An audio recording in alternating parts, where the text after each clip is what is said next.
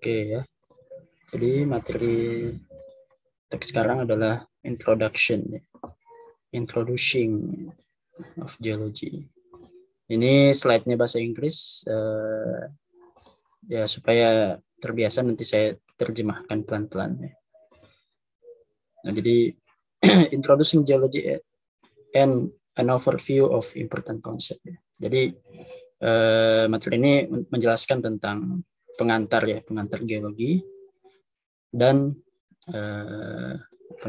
overview, gambaran besar konsep-konsep penting. Jadi ada beberapa konsep penting yang bisa jadi dasar untuk memahami berbagai macam bacaan, berbagai macam tulisan. Kemudian kalau lihat video pun ya kita lebih mudah untuk memahami konsep-konsepnya dengan memahami konsep-konsep dasar ini. Oke. Ini bukunya Physical Geology ya. Nanti bisa saya kirimkan di grup untuk bukunya.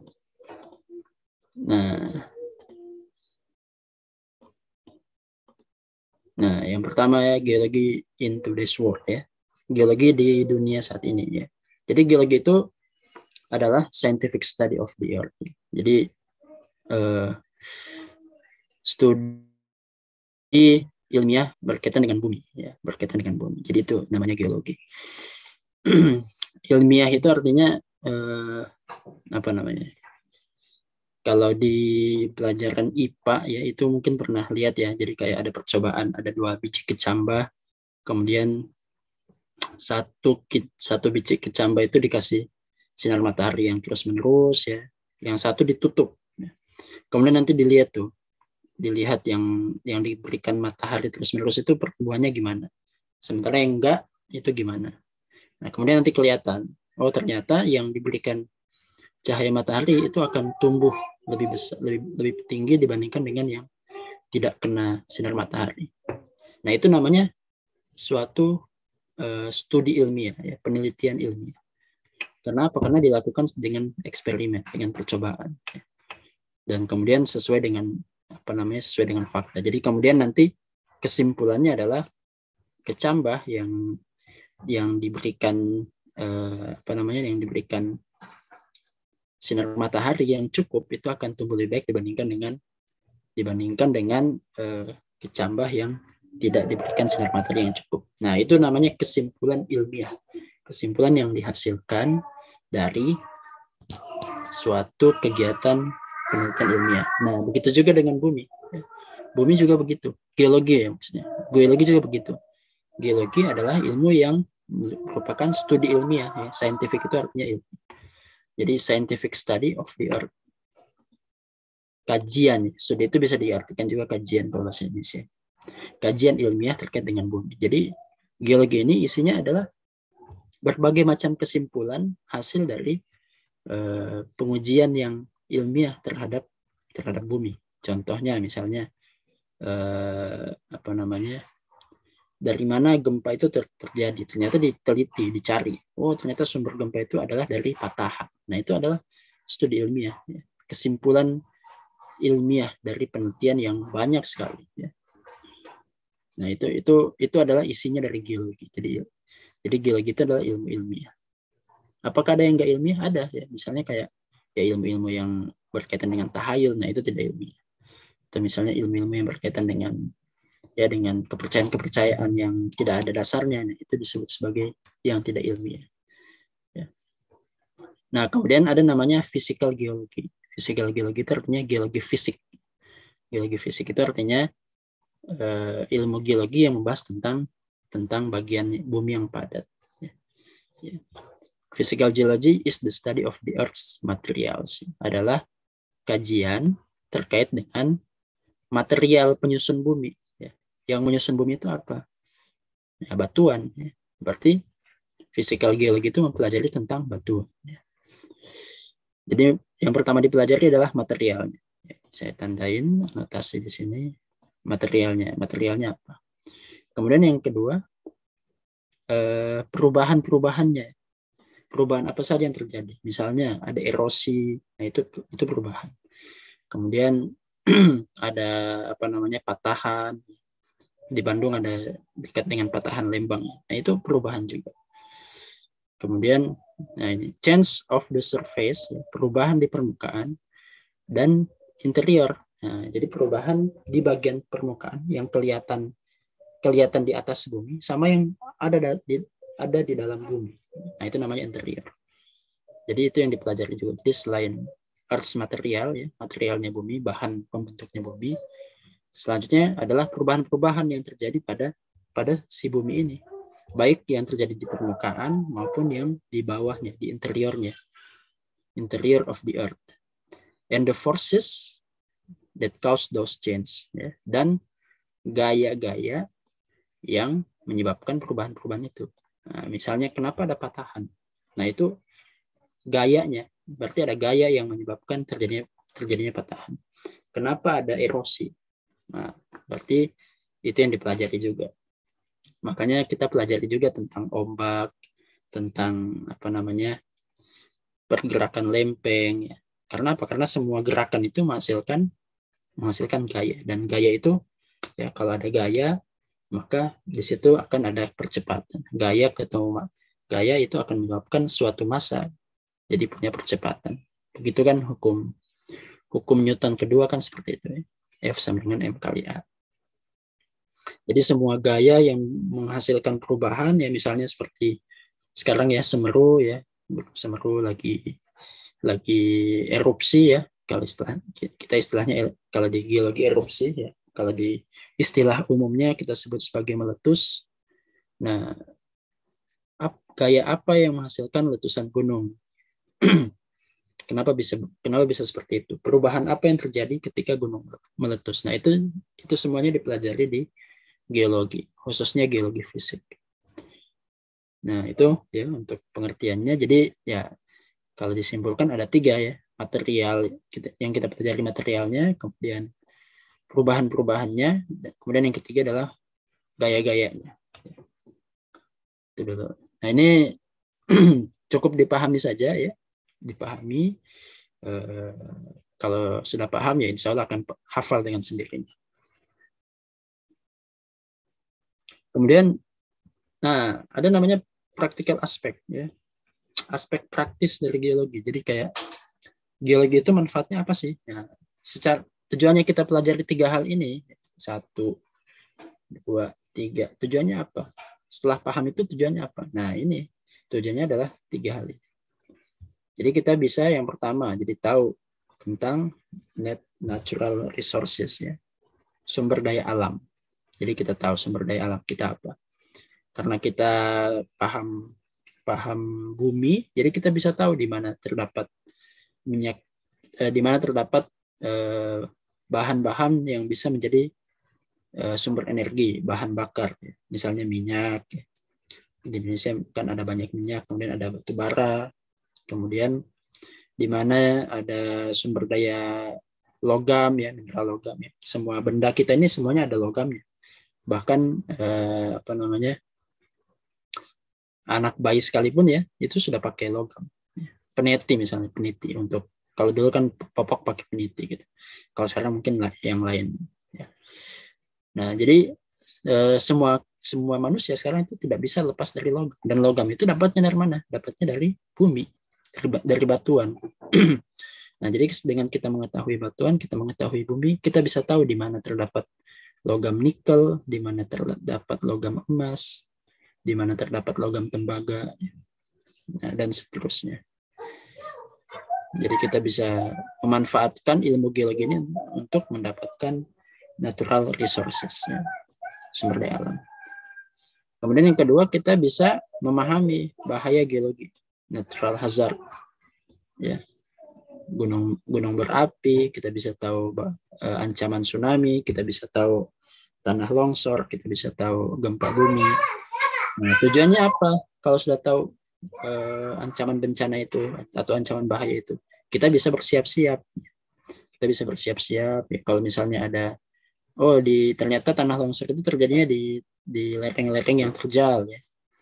Nah, maka berarti jangan tinggal di daerah-daerah yang lereng yang terjal. Makanya kalau di Indonesia itu ada daerah yang namanya hutan lindung. Nah, salah satu alasannya ada daerah-daerah seperti itu Tujuannya supaya tidak terjadi bencana, karena kalau misalnya itu tidak dilindungi, tidak dibatasi orang tinggal di situ, nanti bisa terjadi bencana yang besar. Jadi orang-orang tuh nanti akan membangun daerah itu, kemudian membangun rumah, membangun jalan, membangun perkantoran. Nah, nanti bisa terjadi bahaya.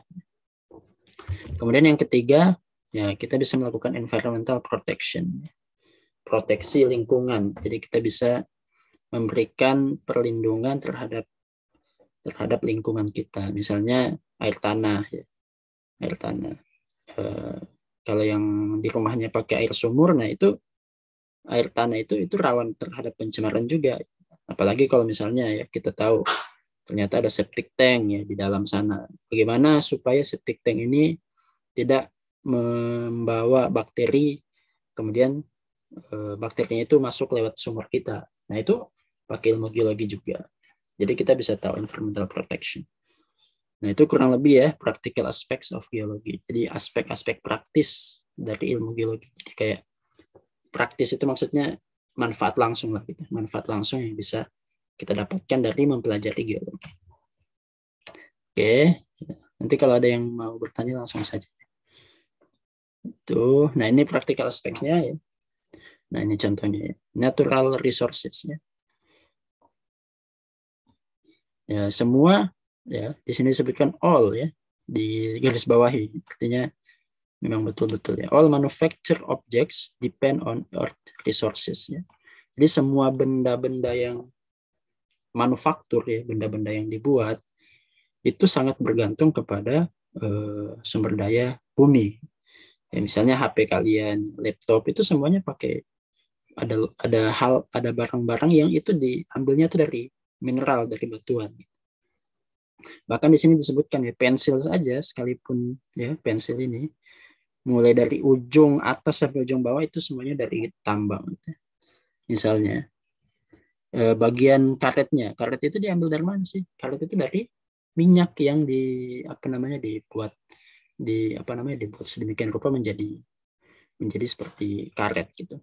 Dia diambil dari minyak bumi. Kemudian ya ini penahannya ini ujungnya ini yang logam biasanya ya itu dari mana? Dari seng dan tembaga, dua itu. Kemudian batang pensilnya yang ya bentuknya poligon ya, ada yang segi 6, ada yang segi 5. Nah itu pasti butuh mesin ya, mesin untuk membentuk pensilnya. Mesinnya dibuat dari apa? Dari besi. Ya besi juga ditambang. Kemudian ini untuk ngecat kayu pensilnya. Nah itu dari pigmen ya, pigmen dari cat ya. Itu dari mineral juga ngambilnya. Kemudian ya ujungnya ya ini ada clay. Kemudian mata pensil itu namanya grafit. Grafit juga ini mineral ya. Jadi memang semuanya tergantung ada peran dari ilmu geologi untuk menghasilkan satu buah pensil. Oke. Nah, bagaimana prinsip pertambangan? Nah, ini prinsip menambang itu adalah ini melokalisir ya, localized concentration of useful geological resources are mined or are extracted. Ya. Jadi kegiatan menambang, mining itu kan pertambangan. Ditambang atau diekstraksi, extracted, diambil, ekstraksi itu kan diambil dari tubuh besar. Nah, kegiatan menambang atau mengekstraksi itu adalah mengambil material yang terlokalisir. Kayak misalnya, kenapa Freeport tambang Freeport itu adanya di sana, adanya di Papua. Karena di sana memang emas itu terlokalisasi itu maksudnya terkumpul ya, terkonsentrasi di situ. Ngumpulnya di situ. Nah, kenapa bisa ngumpul di situ? Nah, disitulah kita akan pelajari di geologi. Nah, jadi pertambangan itu sebenarnya mencari useful geological resources, ya, sumber daya geologi yang bermanfaat yang terkonsentrasi dalam satu lokasi. Nah, jadi makanya kan tambang itu bisa tidak di semua tempat. Karena apa? Karena sebenarnya emas itu di semua tempat ada, tapi konsentrasinya kecil. Konsentrasi itu maksudnya, ya kalau misalnya sudah belajar kimia, konsentrasi itu kan molar ya, M. Kadar, ya, konsentrasi itu kadar. Jadi kayak misalnya ada 100, kalau konsentrasinya rendah, dari 100 itu cuma ada 1. Nah, itu konsentrasi rendah. Tapi kalau konsentrasi tinggi, dari 100 ada 50. Ya, jadi misalnya dari 100 biji ada 50 yang emas. Nah, itu artinya konsentrasinya tinggi, kadarnya tinggi. Nah, itu yang dicari oleh ilmu geologi. Jadi ilmu geologi itu bisa menjelaskan di mana saja bisa ditemukan emas, di mana saja bisa ditemukan tembaga, di mana saja bisa ditemukan minyak dan batu bara. Gitu. Nah, terus ada apa namanya? Kayak semacam ungkapannya. Ungkapannya itu bunyinya, ya, if it can be grown, it must be mined, ya. Jadi jika sesuatu itu tidak bisa ditanam dan kemudian tumbuh, ya, ground, maka itu harus ditambang. Ya. Jadi maksudnya gini, maksudnya kalau kita ingin mendapatkan suatu benda, suatu bahan, tapi bahan itu tidak bisa ditumbuhkan karena dia bukan tanaman, ya, maka berarti dia cuma bisa ditambang. Contohnya besi, ya. Besi itu kan dia tidak bisa ditanam, ya. Tidak bisa muncul dari tumbuhan, maka berarti dia harus ditambang. Jadi kayak dua hal yang berbeda, ya, pertanian dengan pertambangan gitu. Kalau pertanian itu makanya disebut sebagai sumber daya yang terbarukan. Jadi dia bisa diperbarui terus. Jadi kalau misalnya sudah habis, dia bisa ditanam lagi. Tapi kalau tambang tidak. Nah, tambang itu dia sifatnya kalau diambil, ya misalnya kayak ini, besi ini diambil lama-kelamaan, dia itu akan habis. Dan untuk membentuknya kembali itu waktunya lebih lama sekali. Bisa ratusan ribu tahun atau bahkan jutaan tahun. Jutaan tahun. Nah, itu dua hal yang berbeda. Jadi ada ground atau mine. Ada yang ditumbuhkan, ada yang ditambang. Jadi dua cara yang dilakukan manusia. Kalau bukan dengan ditanam lagi supaya dapat, maka cara keduanya adalah menambang. Nah, kemudian, untuk yang bahan-bahan tambang, bahan mineral ini, nah, most resources are limited in quantity and non-renewable. Jadi sebagian besar sumber daya itu terbatas, ya, dalam hal jumlah, terbatas dalam hal jumlah. Maksudnya apa? Maksudnya dia kalau diambil terus ya lama-kelamaan bisa habis. Dan sifatnya non-renewable, tidak bisa diperbaharui kembali, tidak terbarui. Ya. Nah, ini makanya perlu perlu manajemen juga, ya. Jadi bagaimana supaya kita bisa tetap pakai besi, tapi besinya itu tidak habis. Nah, makanya kan muncul konsep 3R. 3R itu adalah reuse, reduce, atau recycle. Ya. Reuse itu artinya gunakan kembali, kemudian reduce itu kurangi penggunaannya, kemudian yang ketiga adalah recycle. Recycle itu artinya didaur ulang gitu. Nah, itu konsep untuk mengatasi non renewable ini. Makanya kita, ya, kalau misalnya ada barang yang sudah tidak terpakai, nah itu sebaiknya dikembalikan lagi ke tempat pengolahan. Cuma sayangnya di Indonesia ini, ya, tempat pengolahan yang seperti itu belum begitu banyak gitu.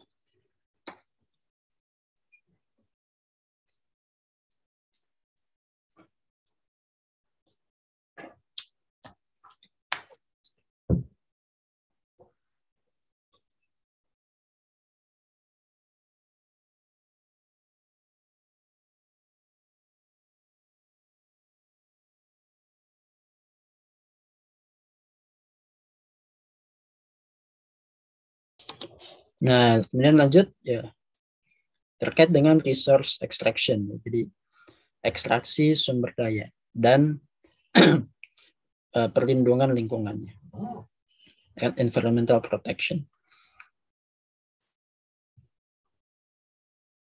Nah, yang pertama ya terkait dengan di dunia pertambangan ya, pertambangan coal ya, coal itu batu bara, coal mining. Nah, ini ada hal-hal yang harus diperhatikan ya dalam apa namanya dalam aspek lingkungannya. Jadi bagaimana supaya manusia itu tetap bisa menambang, tetap bisa dapat bahan bakar, tapi juga tidak apa namanya tidak kena bahaya hasil dari pertambangan itu. Ya, karena apa? Karena dalam pertambangan batu bara ini ada namanya acids. Acid itu asam ya.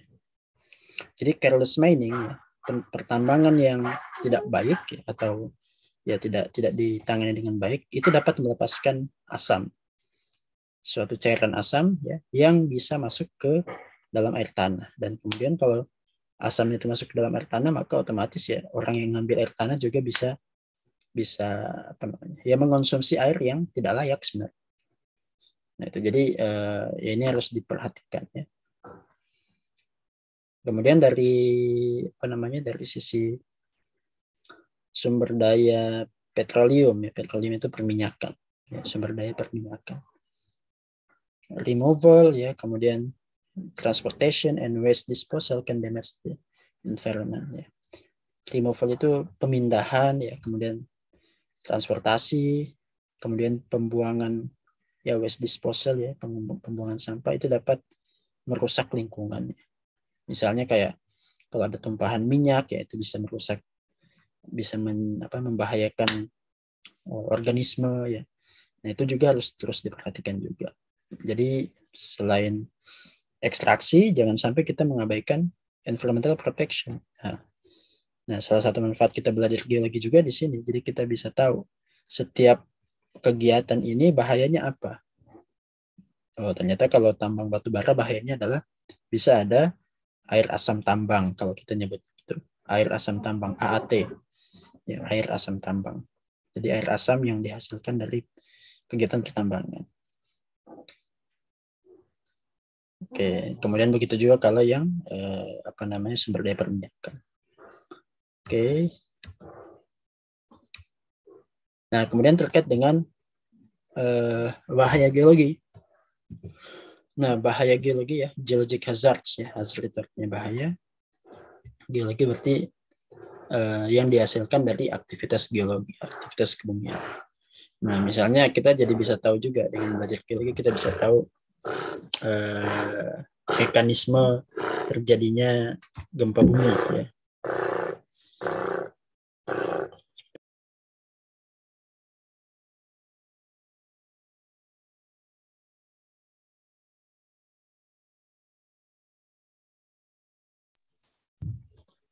Nah, jadi ada kita bisa tahu ada ada tempat-tempat yang rawan terjadi gempa bumi. Jadi gempa bumi itu sebenarnya adalah cuma gelombang ya, dalam tanda kutip cuma gelombang. Sayangnya gelombangnya ini itu bisa menghasilkan kerusakan terhadap bangunan-bangunan, dan orang itu banyak yang yang menjadi korban jiwa itu karena bangunannya yang runtuh. Jadi bukan dari gempanya secara langsung. Gempa itu hanya menghasilkan guncangan, kemudian guncangannya itu meruntuhkan bangunan-bangunan ya, dan juga utilitas ya.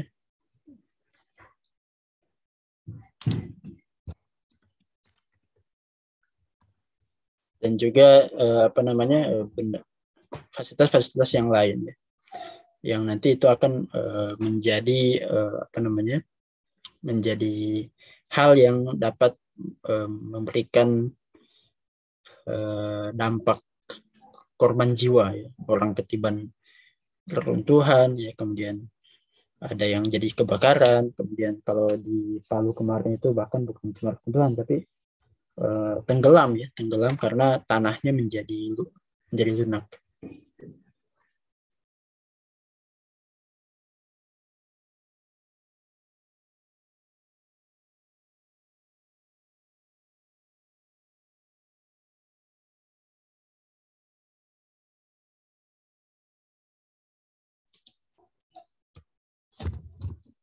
Nah, kemudian kalau misalnya gempanya itu terjadi di undersea, ya, large undersea quakes, ya, gempa besar yang terjadi di bawah laut, itu bisa menghasilkan yang namanya tsunami. Jadi kita pun jadi tahu bahwa ada namanya tsunami. Kalau dulu ya orang itu tidak tahu ada tsunami. Tsunami itu mekanismenya bagaimana, gitu.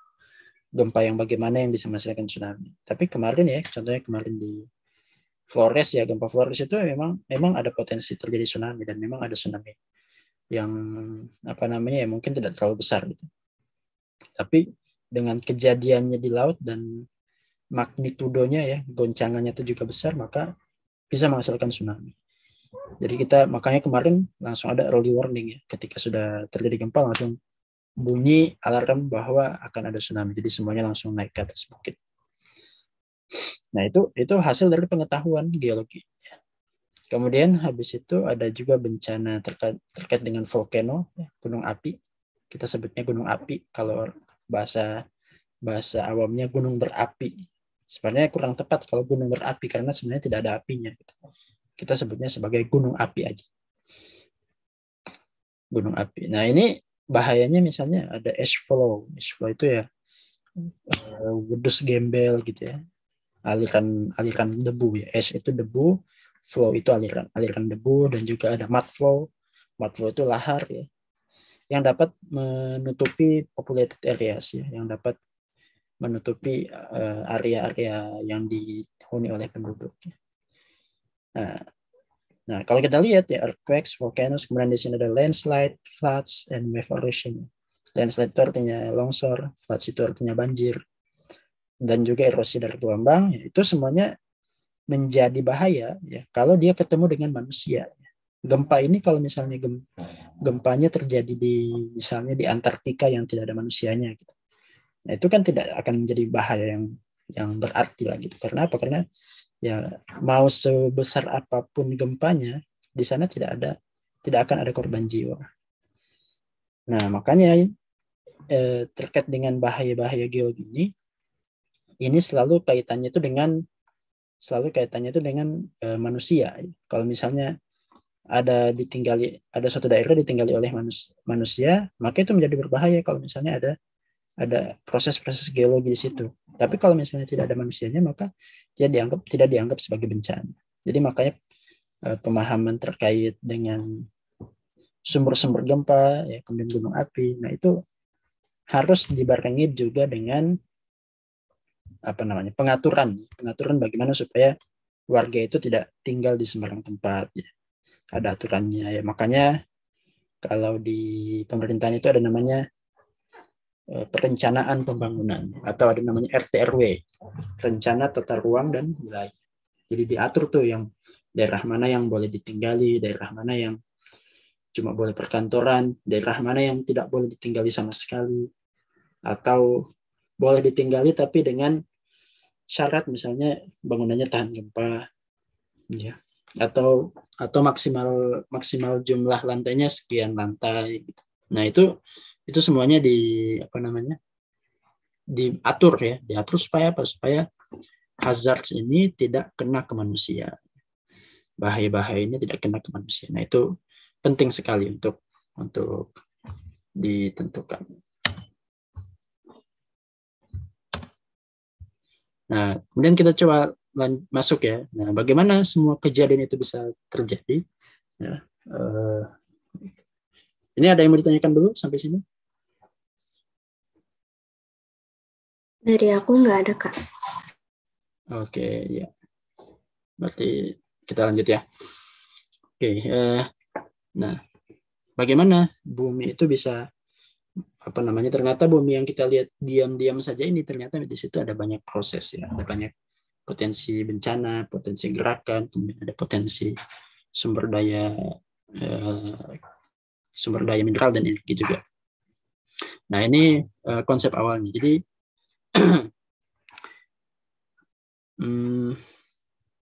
bumi itu punya semacam engine. Engine itu mesin yang bisa memanaskan.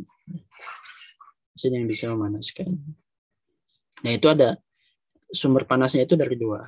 Yang pertama eksternal, yang kedua internal. Eksternal artinya dari luar ya. Nah, kalau energi panas dari luar itu adalah energi yang berasal dari matahari. Energi yang berasal dari matahari yang dikirimkan lewat radiasi matahari.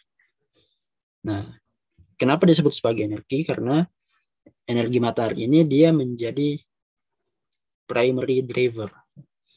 Driver itu pengendali, ya. Kemudian primary itu primer, utama.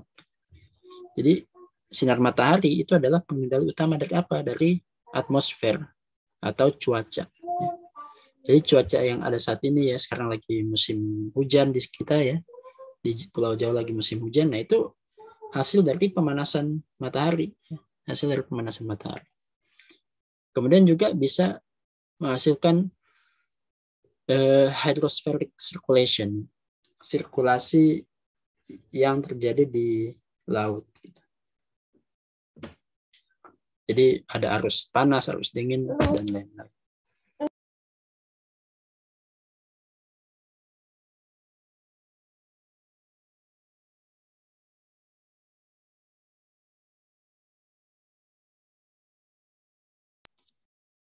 Nah, itu yang pertama. Jadi sumber energi yang sifatnya eksternal.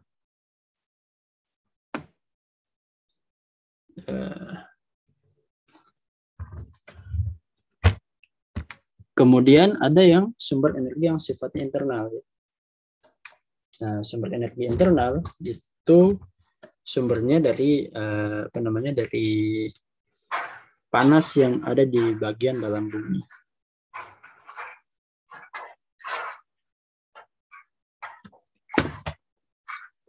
Panas yang ada di dalam bumi. Ini kita sebut sebagai heat moving ya, from hot interior to cooler exterior. Jadi di dalam bumi itu ada sumber panas ya. Kemudian sumber panasnya itu bergerak pindah ke bagian luarnya ya, dari interior, dari bagian dalam pindah ke bagian eksteriornya yang lebih dingin. Jadi ibaratnya ya seperti ini, ada panci seperti ini, kemudian di bawahnya itu ada panas. Nah, kalau ini kan panasnya dia cuma memanaskan air yang di bagian bawah sini. Otomatis yang di sini panas, yang di sini dingin. Nah, tapi karena ini ada sumber panas di sini, maka panasnya ini akan berpindah dari bawah pindah ke atas. Nah, nanti di sini terjadilah sirkulasi. Jadi kayak kita memanaskan air ya di dalam panci di atas kompor. Nah, itu kan nanti lama-kelamaan airnya itu akan berputar gitu. Jadi yang panas di bawah ini pindah ke atas, yang dingin di atas ini pindah ke bawah. Begitu seterusnya dia akan berputar. Nah, makanya kita sebut sebagai perpindahan panas dengan konveksi. Ya, atau kita sebut juga sebagai arus konveksi. Nah, inilah yang terjadi di bumi ya. Jadi di bagian dalamnya bumi itu panas, di bagian luarnya itu dingin. Jadi terjadilah arus seperti ini. Itulah kenapa bisa terjadi banyak gerakan-gerakan lempeng. Nah, ini disebut sebagai primary driver ya, pengendali utama of most geospheric phenomena. Ya. Pengendali utama dari sebagian besar fenomena geosfer, fenomena yang terjadi di lapisan bumi. Geospheric fenomena yang terjadi di lapisan bumi. Contohnya misalnya vulkanisme ya, vulkanisme itu aktivitas kegunung apian, kemudian ada magmatisme ya, aktivitas pembentukan magma, dan juga tektonisme ya, aktivitas tektonik.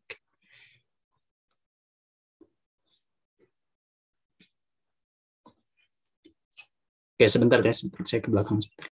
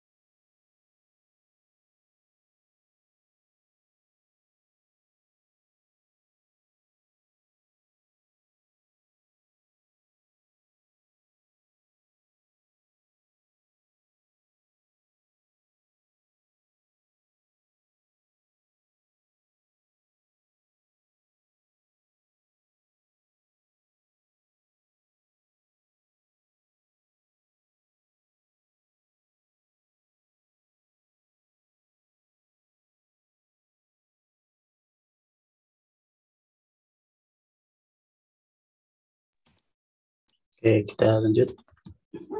Nah, ini bagian dalam bumi ya. Jadi secara komposisi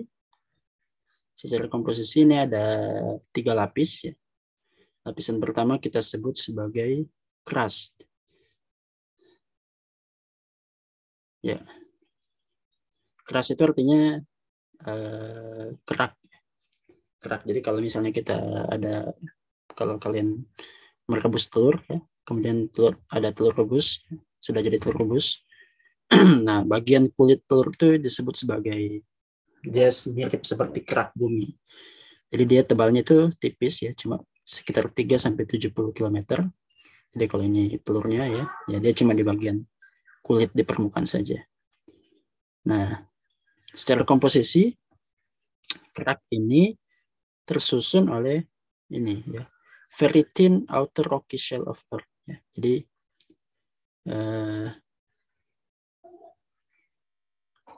shell of Earth itu artinya cangkang, kayak cangkangnya bumi, lapisan luarnya bumi, yang bersifat rocky. Rocky itu batuan. Jadi lapisan luarnya bumi itu sifatnya itu batu, tapi batuannya itu sangat tipis ya. Tipisnya tapi tipis dalam skala bumi ya. Kalau tipis dalam skala bumi itu kan artinya ya tebal juga ya, sekitar 70 km.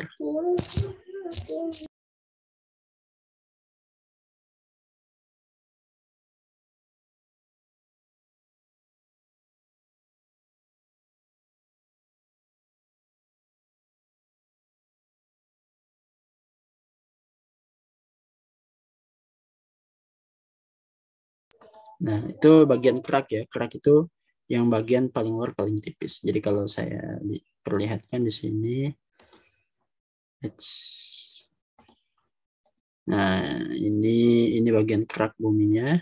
Nah, kalau misalnya dipotong sedikit, nah ini kerak itu di sini ya, abu-abu ini crust. Nah, ini ada 2 jenis crust nih. Ada yang namanya oceanic crust, ya, mudah-mudahan kebaca. Jadi kerak samudra ya. Jadi di bawah laut itu ada lapisan batuan, nah itu namanya oceanic crust. Terus ada yang namanya continental crust, kerak benua. Jadi kerak benua itu posisinya dia lebih tebal ya, kemudian lebih tebal, kemudian ya lebih, ini makanya ada tebal yang lebih besar ya. Di sini ada yang tipis 3 kilo, kemudian yang paling tebal 70. Nah, 70 km itu ya bisa jadi munculnya di sini di continental crust. Jadi dia muncul di daratan ya, muncul di permukaan daratan. Nah, itu untuk yang lapisan paling luar. Nah, kemudian di bawahnya kerak itu ada namanya mantle, lapisan mantle. Tebalnya ya kalau dibandingkan dengan crust ya jauh lebih tebal, makanya crust ini disebut sebagai tipis. Karena tebalnya itu bisa mencapai 2.900 km. 2.900 km. Nah, kalau di telur mungkin ya bagian putihnya, putih telur. Putih telur. Kalau di sini yang abu-abu ini. Nah, ini namanya kerak ya. Ini. Sorry, mantel ya, 2.900 km. Nah, ini. 2.900 km ya, namanya mantel. Nah, dia secara fisik merupakan hot solid ya. Padatan tapi yang panas ya. Jadi dia bendanya padat tapi panas sekali. Nah, karena saking panasnya, meskipun dia padat, dia itu bisa flow, bisa mengalir. Ya, jadi kalau benda padat yang dingin ya, kayak misalnya kayu ya, besi yang ada di kamar kita yang suhunya mungkin cuma 25 derajat Celcius. Nah, itu cool solid ya, padatan tapi dingin. Makanya dia tidak bisa flowing. Dia padat ya, dia udah diam gitu. Tapi kalau padatan tapi yang panas ya, dia itu belum sampai jadi cair ya. Jadi kalau benda padat kalau dipanaskan terus kan nanti bisa jadi cair. Nah, kalau ini enggak, dia enggak sampai jadi cair.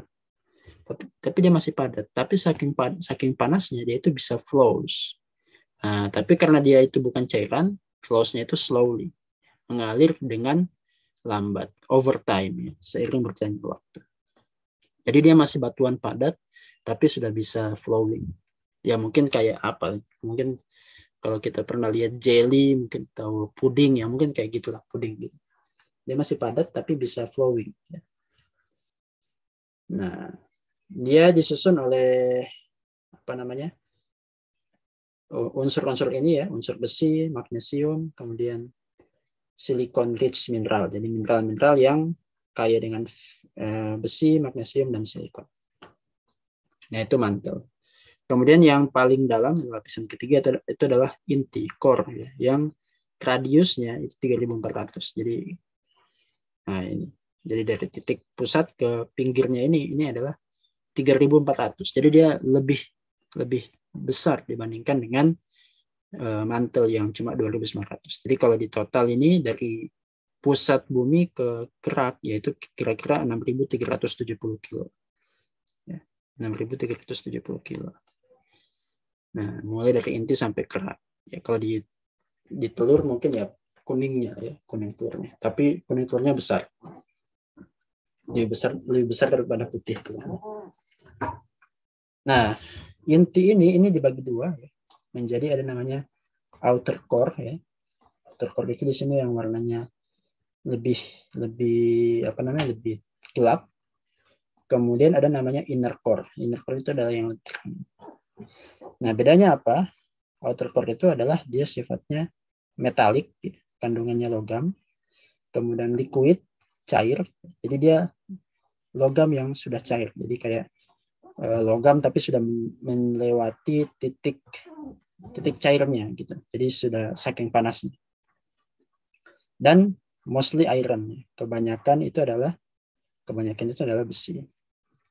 Kemudian yang di dalamnya adalah inner core atau inti dalam. Nah, ini dia sama, kandungannya metalik, tapi fasenya solid, padat. Karena tekanannya tinggi sekali. Jadi meskipun panas, jadi benda meskipun panas, tapi kalau tekanannya tinggi, titik cairnya itu akan meninggi. Jadi dia ibaratnya meskipun panas belum sampai ke titik cairnya. Jadi dia masih solid. Dan kebanyakan iron, kebanyakan besi. Oke, nah ini adalah bagian-bagian dalam bumi ya, dari kerak, kemudian mantel, dan inti. Jadi cuma ada 3 lapis secara komposisi ya, secara komposisi. Di sini ada compositional layers.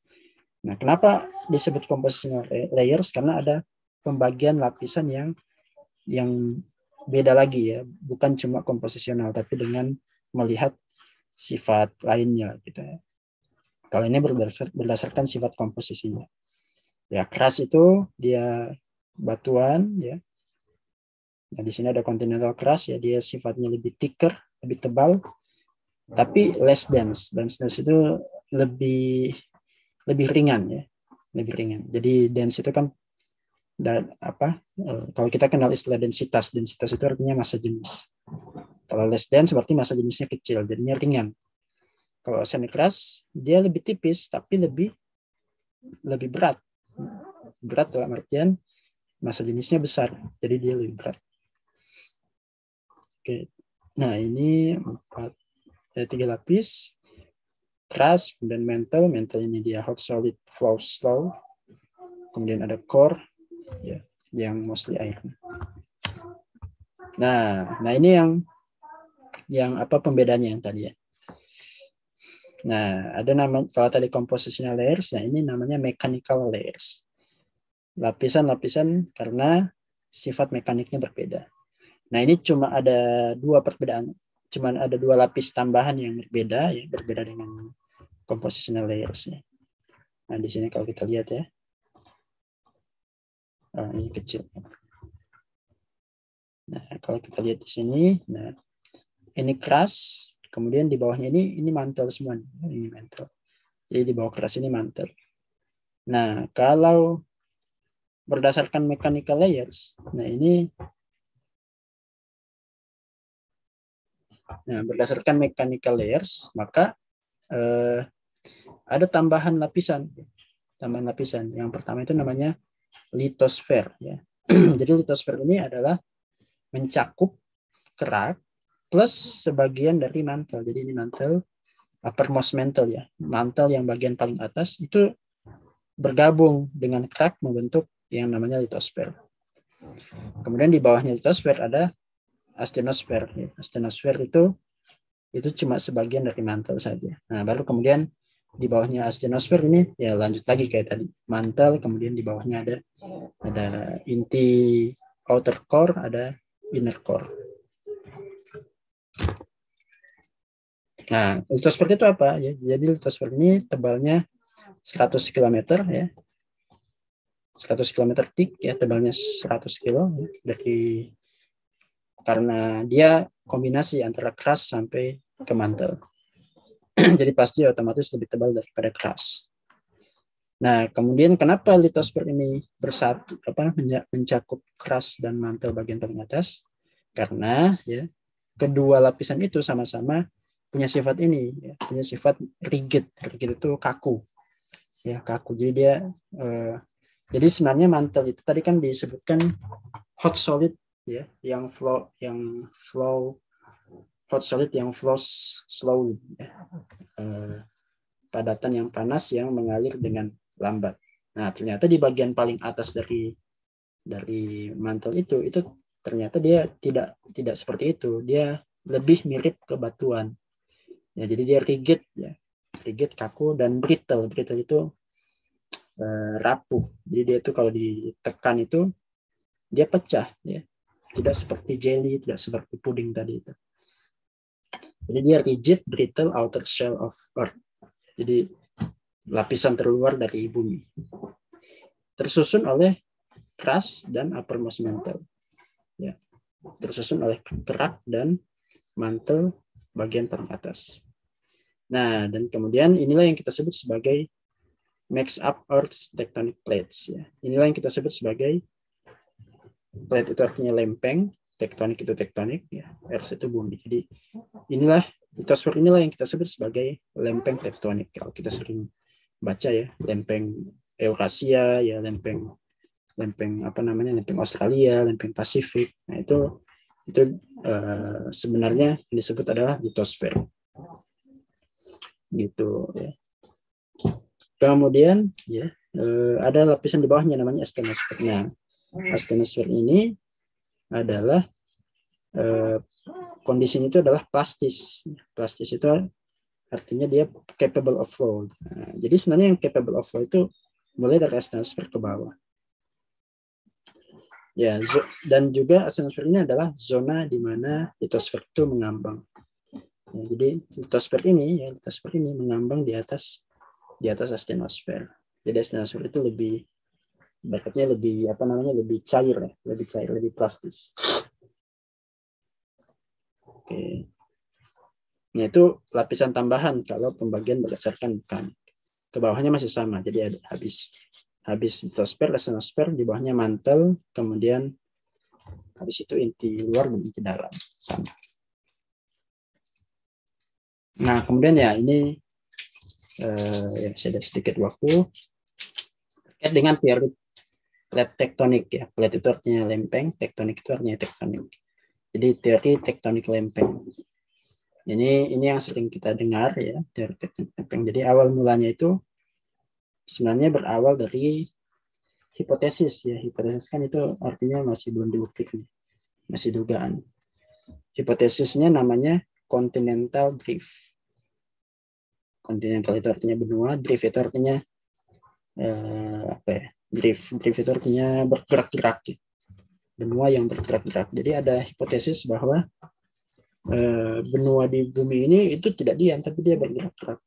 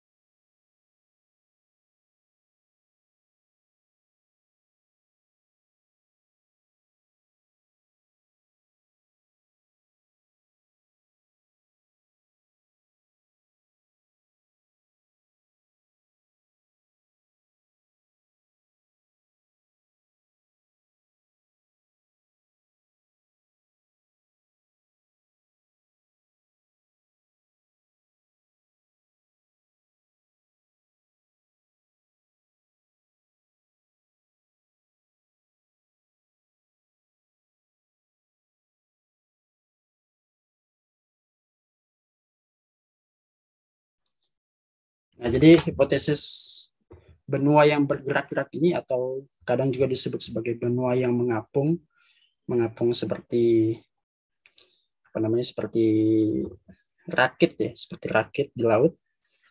Nah, ini dipropos ya, originally propose atau diajukan di awal abad ke-20, jadi tahun 1900-an awal. Tujuannya apa? Tujuannya untuk menjelaskan fenomena yang sudah terlihat waktu itu. Fenomena yang terlihat waktu itu adalah adanya fit of continents. Fit of continents itu artinya kesesuaian benua-benua. Jadi terlihat bahwa ada beberapa benua yang dia itu punya apa namanya, punya garis pantai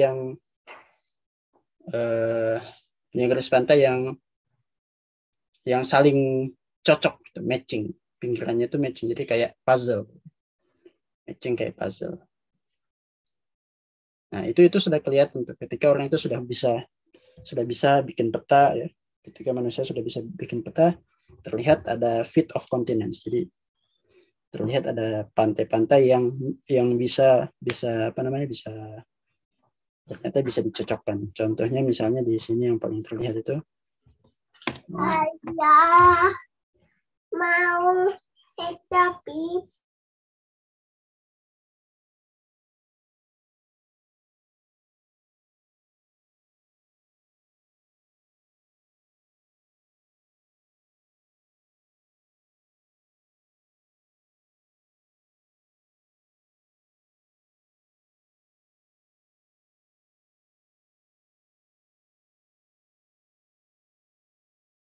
Nah, contohnya misalnya di sini ada pantai South America Plate ya. Ini pantai Amerika Selatan, bentuknya seperti ini. Ternyata dia itu di sebelahnya sini kan ada benua Afrika. Ternyata di benua Afrika ini ternyata dia lekukannya itu mirip. Jadi kalau misalnya ini digeser ke Afrika, itu dia saling menutupi. Jadi kayak puzzle gitu. Nah, ini ujungnya digeser ke sebelah sana. Nah, itu saling menutupi. Nah, inilah kenapa disebut sebagai ada namanya fit of continents. Fit itu artinya pas ya, continents itu benua-benua. Jadi kecocokan antara benua. Nah, itu awal mula curiosity-nya muncul ya, rasa penasarannya muncul. Nah, kemudian ditambah lagi ada data-data ya. Ternyata ada namanya atau ada penemuan bahwa jenis-jenis batuan itu matching. Dia cocok di antara benua-benua yang berbeda ya. Ya, ini matching rock types and fossil cross ocean basin. Jadi ditemukan bahwa misalnya seperti ini, ditemukan di Amerika Selatan itu ternyata punya jenis batuan dan jenis fosil ya. Artinya kan kalau fosil artinya ada makhluk hidup yang hidup ya. Yang sama dengan di benua Australia misalnya seperti itu ya. Nah, itu kan artinya di sini kan pada saat sekarang terlihat Amerika Selatan dengan Australia ini terpisahkan oleh laut yang sangat luas gitu. Nah, maka muncul dugaan juga bahwa jangan-jangan Australia dengan Amerika Selatan ini dulunya satu pulau kemudian berpisah sekarang. Ya, buktinya apa? Buktinya jenis batuannya sama yang ditemukan di dua tempat ini. Kemudian fosilnya sama, artinya hewannya dulu sama gitu, ya, sama. Apalagi kan kalau kita tahu dulu belum ada transportasi ya, artinya kalau di sini ada suatu hewan darat sangat tidak mungkin bisa di sini muncul hewan darat yang lain yang sejenis. Sementara belum ada peralatan transportasi yang bisa memindahkan mereka. Nah, itu yang kemudian munculkan rasa penasaran.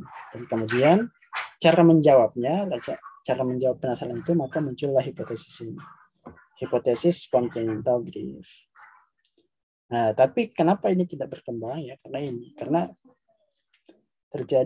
ditemukan ini insufficient evidence found for driving mechanism. Nah, jadi yang dipropos di awal itu hipotesisnya adalah benua-benua ini dulunya satu, kemudian dia menyebar, ya, mengapung dan kemudian saling berpisah.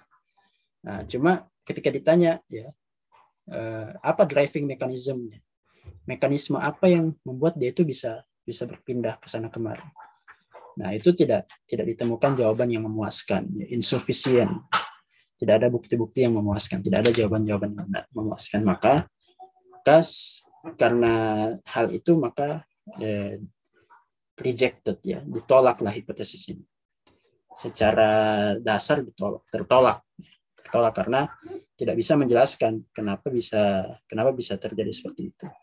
Tapi fakta-fakta bahwa ada jenis batuan sama, jenis fosil yang sama, kemudian garis pantai yang mirip, itu tetap jadi fakta yang tidak terbantahkan. Cuma yang menjelaskannya itu yang belum bisa. Nah, itu disebut sebagai metode ilmiah. Mengajukan hipotesis baru kemudian mengajukan bukti. Nah, sampai nanti kemudian ya tahun 1960-an diajukanlah ya teori tektonik lempeng. Tektonik lempeng ini menjelaskan ya, included new understanding of the seafloor and explanation of driving force. Jadi dia bisa menjelaskan perkembangan nanti ya ada pertemuan khusus ya untuk membahas tentang seafloor ya. Jadi seafloor itu artinya sea itu laut, floor itu lantai. Jadi dasar laut. Jadi dasar lautnya itu berkembang ya. Dasar lautnya itu melebar. Dan kemudian bisa menjelaskan tentang driving force-nya. Kemudian teori plate tektonik ini menggambarkan bahwa litosfer ya, atau lempeng-lempeng tadi itu litosfer kerak plus uppermost mantle itu broken into plates that are in motion, terpecah-pecah ya ke dalam banyak lempeng, into plates ya, ke dalam beberapa lempeng yang bergerak ya, yang terus bergerak ya, in motion. Kemudian bisa menjelaskan explains origin and distribution of volcanoes ya. Teori ini juga bisa menjelaskan kenapa di daerah tertentu bisa banyak gunung api, termasuk di Indonesia banyak volcano. Kemudian bisa banyak fault zones ya, banyak patahan-patahan. Fault itu artinya patahan ya, atau bahasa Indonesianya itu sesar ya, bahasa umumnya itu patahan. Nanti kita akan sering pakai istilah sesar atau fault. Bahasa Inggrisnya fault. Fault zones ya, zona-zona patahan, dan juga mountain belts ya, sabuk-sabuk pegunungan. Jadi itu semuanya bisa dijelaskan dengan teori plate tektonik. Itulah kenapa sampai sekarang kita masih pakai teori ini. Kita masih pakai teori ini karena bisa menjelaskan banyak hal terkait dengan berbagai macam fenomena yang terlihat.